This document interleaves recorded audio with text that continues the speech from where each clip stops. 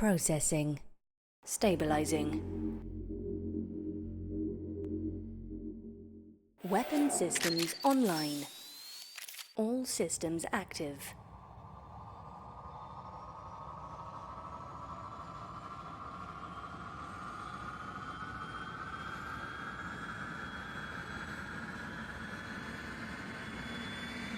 All right, and welcome everyone to a quick little discussion of Mechwarrior Destiny, a Mechwarrior Destiny RPG. It was a BattleTech RPG, as it were.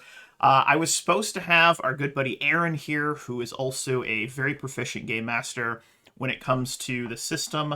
Unfortunately, he is currently in the path of Hurricane Fiona and is currently without power. So we are wishing him well, hoping that he is safe, and just sending him some good energy to his way, some good energy to his way. But I'll make this pretty quick, pretty impactful for you all. I've gotten some questions from the community about maybe some of the macros I'm using, some of the tools, the resources, things of that nature that I've been leveraging to run this system on Roll20. I play the system in two different ways depending on how I'm running it or I'm playing in it. The primary way for streaming and running, simply for the simplicity, and there is a kitty. Yes, this is Luna. She's got her cone of shame back on because she's been scratching her face too much. But there's two different ways to run this system that I've experienced personally. One of them is through Tabletop Simulator.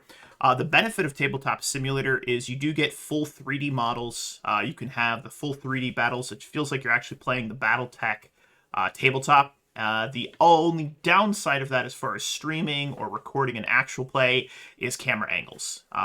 When I'm running the game online for Twitch as well as for the YouTube uploads afterwards, I have two instances of the tabletop, of the virtual tabletop through Roll20 running, and I'm able to record both of them. But what I'm going to do today is I'm just going to go in and I'm going to kind of break down a little bit of the system, how it works, really what it's all about. And I've got the nice little PDF here. If you're interested in BattleTech, if you're interested in the Mechwarrior game, I highly encourage you to pick this up. The PDF is super inexpensive. I think it only cost me like 20, maybe 25 bucks. I got it on sale through what's the website where you can get stuff? Man, I'm having a Drive-Thru RPG. There it is, Drive-Thru RPG. I got it on sale. I also own a physical copy of the book, and it's a great system. There is just the one book for Mechwarrior Destiny to actually run the system.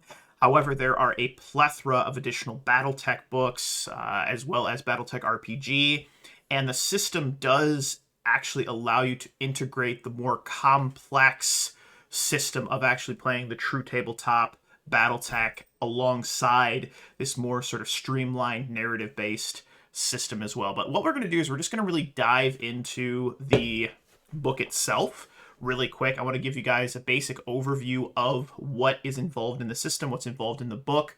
It's a pretty thick book, not the thickest TTRPG core book that I own. It's about 246 pages as a PDF, including the back cover as well as the front cover. You've got some really cool artwork as well, and what I love about this is that the front cover is an homage to the original BattleTech RPG way back in, I think, the 80s or 90s.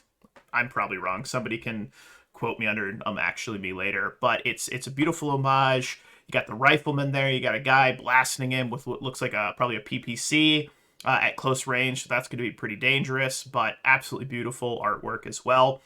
And then the book is set up into multiple different sections here. And I want to just kind of dive into these different sections, as it were. I find that it's a little wonky at times as far as like jumping back and forth. It does happen sometimes with these RPGs where maybe it was a smaller company that made it. It's their first one they've put out, things like that. I know Catalyst has been around for a while, but I definitely think it's a little bit of kind of jumping back and forth at times. But the one thing that's really nice is it does give you a great little sort of just introduction to the system.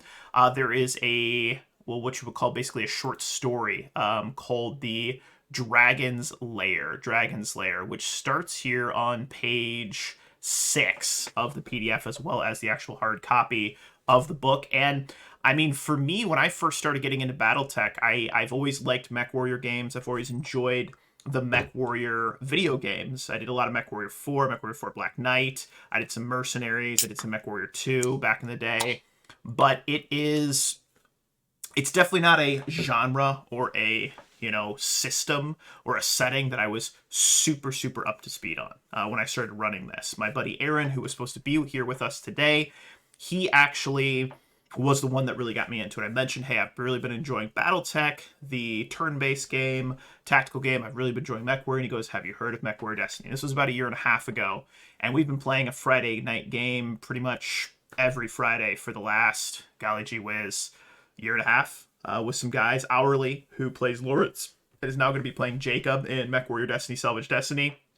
He's in that game as well, obviously, along with Aaron, who is the Gamemaster, which is awesome. But the reason I bring this up is that Dragon's Lair is a great, just little short story. If you're not truly up to speed on BattleTech, this just gives you a little bit of a good feel for the system, the setting, what to expect, kind of the language, etc. Of the system. And I'm not really going to get into a lot of the lore in this video. I just really wanted to dive into, hey, here's the book. This is what it's all about. This is what I recommend. And then talk a little bit about how I've integrated some of these rules into Roll20 to make it functional, easy to run, and so that we're not just sitting here like, flipping through pages, etc. But with that being said, the big thing here, the Battleback Trimer, it starts to go into in the first part here. It gives you really just a basic overview of what's going on in the system. So if you're looking for that sort of that lore, a little bit of that, historical crunch, as it were, the first 24 pages really just give you a nice basic overview of the system, where, what's going on in the world, what different times you can play in, etc. Now you can really play this at any time. At the back of the book, they do have a clan. Like if you want to play after the clan wars, the clan invasion, you can do so. It's actually all the way at the back. It starts to talk a little bit about different clan mechs, etc. So it's all the way back here. Clan technology, tabletop integration. So again, like I said, if you want to tabletop integrate, you can. But the appendix, if you want to play after, what is it, 3049, 3045 when they invaded? I don't know my lore that well. But when they get into the clan invasion, you can actually start using clan mechs, and they have some as well. But the actual core game takes place years before the clan invasion. So it makes it pretty simple. It's all inner sphere mechs, etc. No omni mechs or anything like that. But the most important part is when you choose or start creating the game master, and it starts talking about your characters here. And I believe that starts here, if I remember correctly, on page 27, as it were. So gives you a basic idea of what the character sheet looks like. The character sheets are just a couple pages long. Roughly 2, honestly. It's pretty simple, standard character sheet, front and back kind of style. But really you go in and you just, you build your character out. You've got your personality, your history, age, all of that good stuff. And then you've got your actual, character stats, as it were. And the attributes are broken into some pretty simple stuff: strength, reflex, intelligence, will, charisma, and edge. An edge is a spendable resource in game that you can use to reroll dice, have the game master reroll his dice, his or her dice, and just keep things kind of flowing. It's like one of those, like, I want to be the game master, I don't like that result, as it were. But that just gives you a basic idea of what the character sheet looks like, etc. A cool thing that we haven't really brought up too much, but there's this concept of clues. Clues are statements or quotes. They help define the character, etc. I didn't fill all of mine out. You'll notice that most of the character sheets that they'll give you examples have all of these filled out, but these are supposed to be things that help you as a player, as a character, start to flush out, who is my character? What is he like? What does he do? What intrigues him? What drives him? What scares him, etc. And so these clues are things that the game master, upon reading your character sheet, can look at and be like, okay, I don't trust any intel of organizations as far as I can throw them. So this guy's pretty suspicious. So maybe I bring that into the game, etc. So it's really the clues are a conversation, an unspoken conversation between you and the game master, so that he, she, they, whatever, can get an idea of what your character is all about. So I think that was a really cool kind of little extra, like, forced role playing that they threw into the system, which is pretty sweet. There you go. You got a nice little atlas there, etc. So what we're going to do is we're actually going to zoom down, and we're actually going to get into when you start building your actual mech warrior themselves. And so they go into mech scale combat. The base game itself is all just theater of the mind. They don't actually use, technically, you're not even really supposed to, but you can. But it's a very simplified version of the MechWarrior, tabletop actual battle game, as it were, tabletop war game. But we start getting into building your destiny. So playing MechWarrior Destiny, when it's your narration, different turns. This is all pretty basic role-playing stuff, etc. They give you a bunch of good examples of play, so you can get an idea of how is the game supposed to flow, etc. I know I said the book wasn't laid out too well, but I mean, that's honestly not bad for a system. Controlling Destiny. This is talking a little bit about the character as far as for game mastering, targeting the players, gives you the different ranges. We have a couple of changes we've made to the ranges because we found that the ranges were too close for our purposes, and I could actually show that to you guys once we maybe dive into that a little bit more. But our ranges are point blank is adjacent, short is between 2 and 6 hexes, medium range is between 7 and 11, long range between 12 and 16, extreme range 17 to 21. So we did modify it because we as a group are playing a sort of this hybrid system between the actual battle game and then the MechWarrior Destiny system, because we wanted to kind of try and integrate it without getting into much of the nitty gritty, as it were. But character creation actually starts, forgive me, on page 68 of the rulebook. So you've got 67 pages of lore, discussion, examples of play. So if you're first time into a tabletop RPG, if it's your first time into a MechWarrior RPG or BattleTech RPG, you've got plenty of reading, right? You've got a bunch of reading to get through so you can get some idea of the lore, etc., as well as some great examples of how does a system work, what's an example of play, how do I actually start playing the game, etc. But with that being said, the character creation process is 13 steps. Now, I know that might sound daunting, but it's really not too bad. It goes pretty quick. You create a character theme. Then that's like your name. You choose a faction, experience level, attributes, assign some skill points, traits, life modules, armor, weapons, inventory, hardware, clues, create a background. So, I mean, a lot of this is just, hey, what do I want my character to be like? Who do I want them to be? It's just all stuff that you've probably already thought of before you even sat down at the table. And if you haven't, the book actually gives you some great examples. So we'll just kind of skim through this a little bit and just get an idea of, how it works. So names, use a name generator, pick your own name. I don't know. We're going to call him Bilbo, I guess, on this one. No, just kidding. Choose a faction. So the different factions do come with more of just a role-playing aspect of it. As far as the factions go, it doesn't really per se impact your character too much. Most of how you build your character is just based off of what level of MechWarrior you're going with. And there are 4 different levels of MechWarrior. So there's green, brand new, right out of the academy style. There's regular, you've been maybe in a couple battles, you've gone through training. Veteran, you've seen some wars. And then elite is you've been in the shit, you've been in the thick of it, etc. And all that dictates is how many hardware points you get. Hardware points are used to buy things like gear, upgrade your mechs, etc. Buy your actual mech, as it were. Weapons are more melee style weapons, so that's going to be like your melee sword or a bolt gun. That's 40k, excuse me, or a pistol, maybe a machine gun, etc. Whatever you might be using. And then your skills are for things like mech piloting, gunnery, small arms, things of that nature. And then attributes are those stats that we talked about earlier, as far as strength, your reflex, dexterity, intelligence, wisdom, the edge. Yeah, that's the one. And then constitution is what it is. So, but with that being said, pretty straightforward. You go through, you start assigning your attributes, you start picking skills, and they've got a lot of different examples. And what they do is they break the skill list down in the book to, okay, what's based off of strength? Boom, here's your examples. Okay, what's based off of reflex? Reflex is probably the most important skill in the game. I'm just going to be completely candid with you. The most important skill in the game. It is pretty much everything about the game, and if anybody disagrees with me, you're wrong, but that's okay. And it's for your shooting, it's for your piloting, it's for your small arms, it's for keeping your guy alive. So probably, hashtag don't metagame, but definitely pump your reflex. Intelligence, networking, computers, hacking, things like that. Willpower, riding, training, wilderness survival, charisma. And then edge, like I said, edge is this spendable resource. You don't actually tie any skills to it, but it is a spendable resource that allows you to, reroll dice, have the game master reroll dice, etc.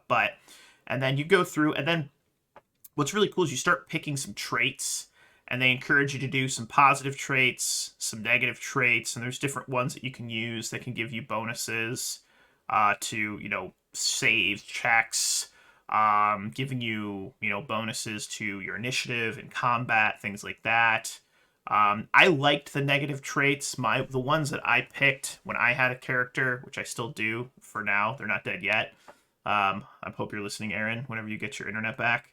But I had Dark Secret and then Wanted were two that I had taken. I think it's in here somewhere, like Bloodmark. That's the one. I got a bounty on my head because my brother is trying to kill me, as all good edgelord characters are, as it were. But there you go. And then you start going into your life modules. And then what's really nice is every time you're going through the book, it's going to have these little green, sort of highlighted, italicized spots. They're going to show you that, you've got here's an example of what this section means. And so what the book does really well is, here's a section you're working in. Okay, you don't understand it. Well, here's an example. I'm going to give you an actual example of how it works. So when you're going through the book, definitely keep an eye out for these sorts of things right here to give you an idea. And then your life modules, these start giving you just different little bonuses to skills and checks, and it also should help you start to flesh out the personality of your character, what they're all about. Did they serve in the military? Were they from a higher family? Were they from lower class? What were their lives like, as it were? Which is a pretty cool way to help start kind of through the actual crunch of the system, start to flesh out your character as well. You start selecting some weapons, pistols, etc., whatever you might have. Inventory is pretty loosey-goosey, if I'm being honest. And the example it goes, like, inventory shouldn't be too crazy. Like, you shouldn't have a tactical nuclear warhead in your pocket. But if you say, like, I have a little wrist-mounted computer, like a little pad, a tablet that I can plug into and hack this system. Okay, perfect. Yeah, I'm not going to argue with you about that. Absolutely. Not a problem whatsoever. And then, you've got your skills, etc. So, I mean, that's pretty much the core of the book. It goes into different weapons, and then they give you a huge section of example mech warriors and example pilots. So if you're like, you know what, I just want to jump right into the system, you've got, I believe, 20 different mech warriors that you can choose from, all very different, all different walks of life. So if you just want to jump into it, and then if you're game mastering, they give you a lot of these really nice, just baseline characters that you can use for enemies, NPCs, etc. So as a game master, it makes it really, really easy. And then they also give you a bunch of examples of like battles, different missions you can run. So, I mean, all in, I know I said the book's a little weird, but honestly, they did a pretty good job. They give you a bunch of Mech Warrior, different tanks and actual battle mechs, etc., that you can use.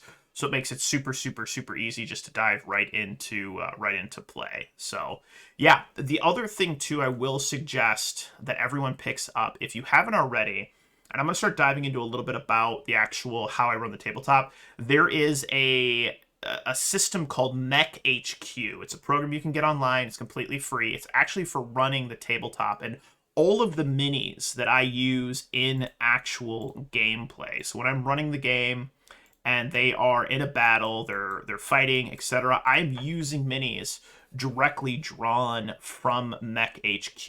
And someone went through, made all of these beautiful little over the top little JPEGs that you can just drag and drop. They're super small, Just a couple kilobytes, so they're not going to eat up a lot of space on your Roll20. And I use those along with Token Tool, which is just a token maker. So I find an image. Aaron had his character artwork commissioned. The rest of these just free images that I find online, and I leverage to create, the tokens for characters, etc. And then let me actually just boot up Token Tool. If you don't have Token Tool, Token Tool is also a free program, super easy for making tokens. You can see I was using that for one of my other games, my Wrath of the Righteous game. But again, Mech HQ, and when you go into Mech HQ, let me open this file location. When you go into Mech HQ, you go to the images unit mechs. I don't know where it'll be in your system, but with the mechs, they have everything and more that you could ever want. They have all the clan mechs. They have all of the inner sphere mechs, pirate mechs, whatever you might need. And they also have pretty much every variation that you could ever want. And then they also have, let's see, they got sea vehicles for the water. But this is a perfect tool to use for when you're integrating this into Roll20, so that you can just get into the play, etc. And then what I do is very simple. I just create, I've got the enemy units down here. I separate them out to light mechs. If I need something, I can just drag it onto the field. Makes it super easy. It's got its name. It's very easy to use, etc. Now, really the most important thing here that I really wanted to dive into and let everyone kind of know about are the macros that I created for Mechwarrior Destiny. And what I'm going to do is I will offer anybody that has any interest, if you want to hit me up on Discord, I can drop you a Google link to these. I'm happy to email these off to you. I've turned all of these into John's files so that if anybody wants to leverage this or use these, super easy. So really, the big ones, I have an initiative tracker, which just rolls 2d6 plus the modifier, and then it rolls initiative. So, for example, if this King Crab was going to be in, I simply go over to my GM Combat Initiative, I click their bonus as a 2, boom, it's going to add that right into the initiative. It's rolled it for me. There's what they rolled. Perfect. Easy peasy. No big deal, as it were. So one of the big ones, especially for quality of life, I do recommend having a GM tracker. I also created a combat initiative for the PCs so that they can do the same thing. They click on their token, they click this, whatever their modifier might be, boom, they roll it, and then it's actually going to add that into the combat tracker, as it were. Super easy. Boom. They're both added in, as it were. So little things like that. And all of those combat initiative trackers are just a really simple /EM at selected tokens. They have to have their token selected, rolls a little bit of verbiage, and then just what the actual dice roll is. And everything you do in the game is super simple. It's a 2d6 plus a stat plus a skill. Very, very straightforward. Very, very easy things to do.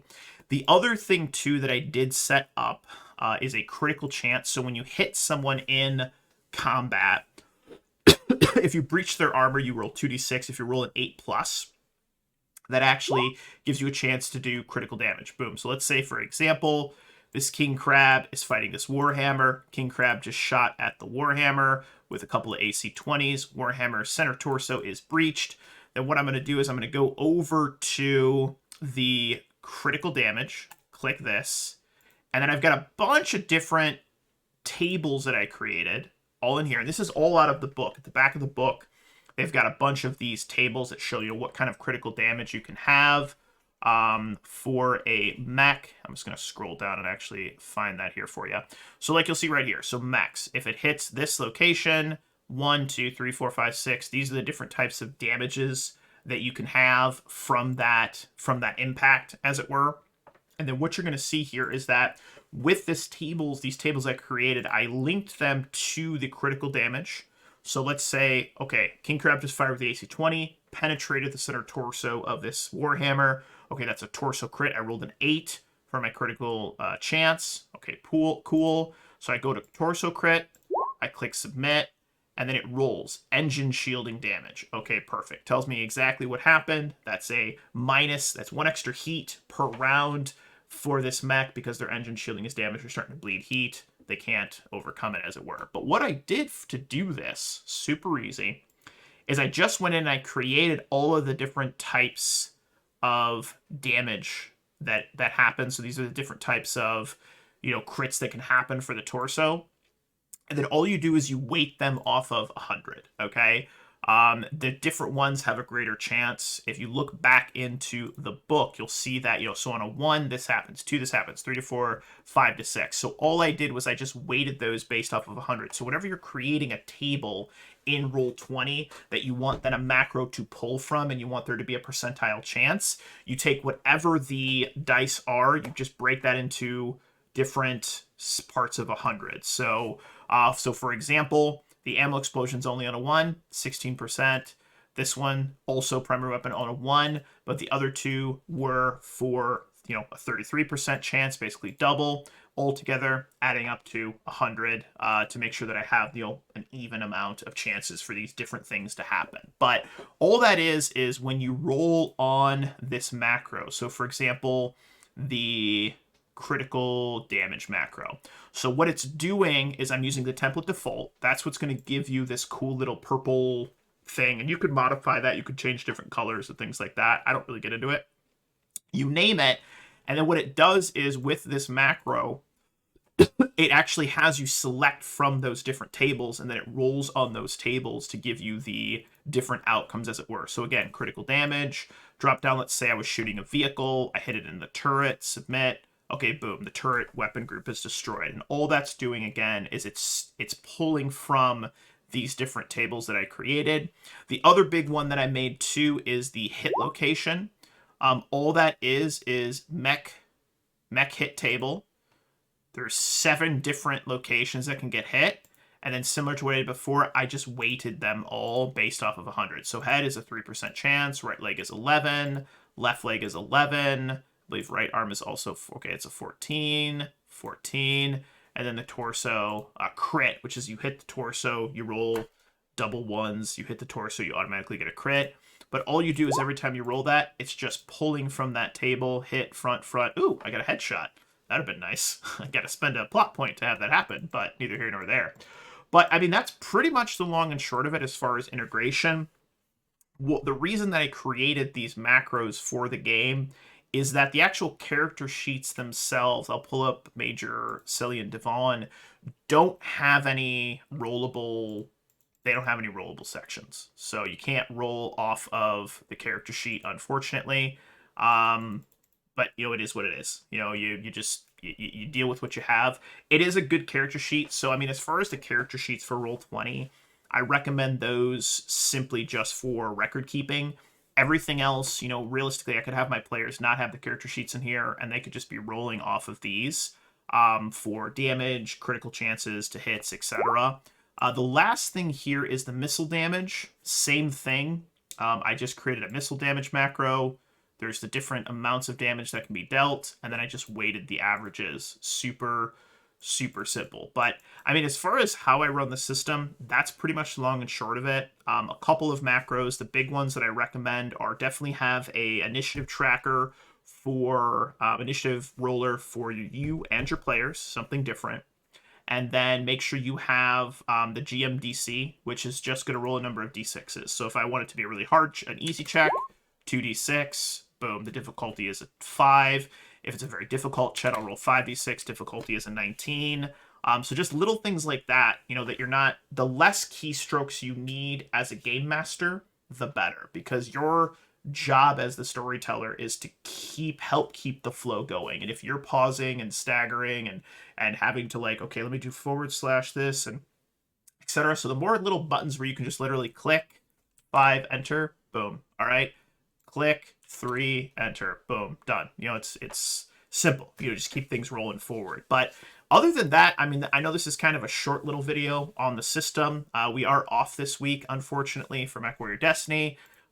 We would have been off anyway because Aaron is literally without power, unfortunately. But next week on the 1st of October, super excited about that, we are going to be diving into Session 16. Where the Avonheart's Sons are going to be attempting to steal a Union-class dropship. This is the beginning of Part 3. The sky is indeed the limit. Super excited about that. We're 16 sessions in. It's been an absolute riot. We're going to find out how the relationship between Dina and Cyprian is going. We're also going to find a little bit more about what's going on with this lawyer. I've had a lot of questions about what's going on with a certain lawyer, as it were. She seems maybe a little suspicious, a little strange. I mean, she is part of the logistics. Good old Esme. Let's drag her over there. Esme and Richie seem to have something going on in the background. Folks have asked, and you might find out. You might find out what's going on with that next session, which will be absolutely delightful. But in the meantime, I just want to say thank you, everybody, for hanging out. Thank you, everybody, for watching. If you have any questions about this system, just hit me up on Discord, Darewolf Gaming, or just Darewolf, #3671. You can also email me at darewolfgaming at gmail.com. I think it's Darewolfgaming. Is it Darewolfgaming88? I never email myself. Yeah, darewolfgaming88 at gmail.com. If you're interested in getting these macros, getting the tables, and understanding how to integrate them, don't hesitate to hit me up. The last bit of information that you're going to want to get, you're going to want to get Tabletop Enhancement Suite, which is also free. You can pay. I do support him on Patreon. This guy makes Roll20 not suck. It makes it so much easier. Drop down bars, the ability to download your macros. So if I wanted to export, I can literally export all of these macros into one John's file.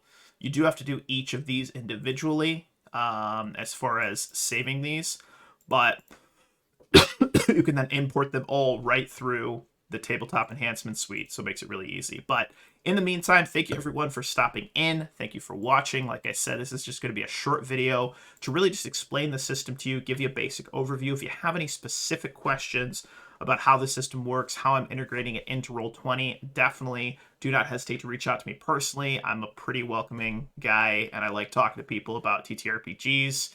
You can't see it, but behind me to my left-hand side over here, there's about 100 different TTRPGs, so big fan. But in the meantime, be well, be safe. Thank you for watching, and don't forget to tune in tonight for Rise of the Runelords. Rise of the Runelords, they will be attacking a certain keep, a certain Fort Rennick, that is filled with a certain number of ogres, hopefully less at the end of the session. But in the meantime, be well, be safe, happy gaming, and thanks everybody for watching.